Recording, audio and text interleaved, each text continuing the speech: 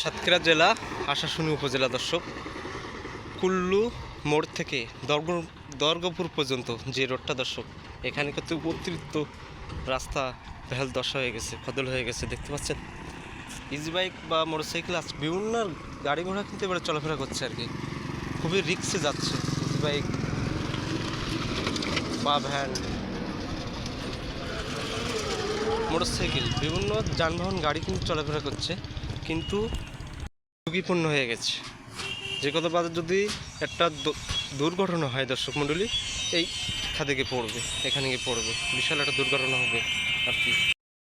চলে যাচ্ছে, আমি আপনাদেরকে একটু দেখানোর জন্য চেষ্টা করছি আর কি।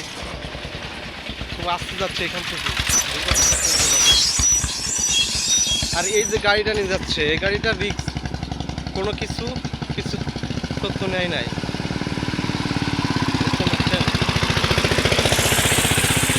এই আশাশুনি উপজেলায় বিভিন্ন ইউনিয়ন পর্যায়ে এবং ওয়ার্ড পর্যায়ে এই ধরনের রাস্তা প্রচুর খারাপ আছে। এগুলো করে আমাদেরকে সংগ্রহ করতে হবে, কঠিন করতে হবে, রাস্তাগুলো নির্মাণ করতে হবে সুন্দর করে, ভালো করে।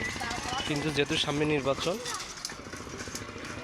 দেখি নির্বাচনের পর কোন সরকার, যারা সরকার ক্ষমতা আসে তারা কিছু করে কিনা, এই তদন্ত।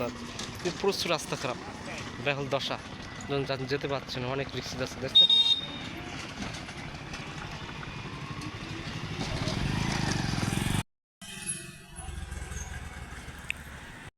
এই রাস্তা দিয়ে অনেক নেতারা যায়, জামাতে ইসলামী নেতারা, বিএনপি নেতারা, ইসলামী আন্দোলন নেতারা, তারা ব্যাটি দিয়ে যায়, চেয়ারম্যান মেম্বার সবাই যায়, কিন্তু রাস্তার সমস্যার প্রয়োজন কোনো ব্যক্তি নাই।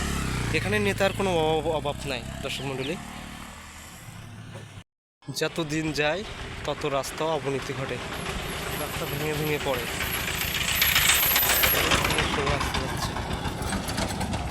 রাস্তা অনেক ভেঙে ভেঙে পড়ে।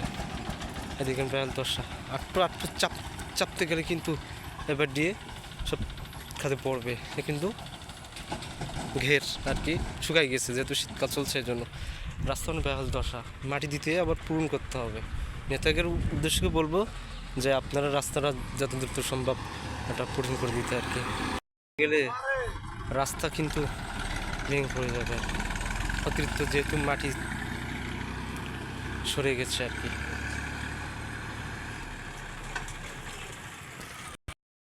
এখান থেকে শেষ আপডেট, রাস্তাগুলো পূরণ করতে হবে,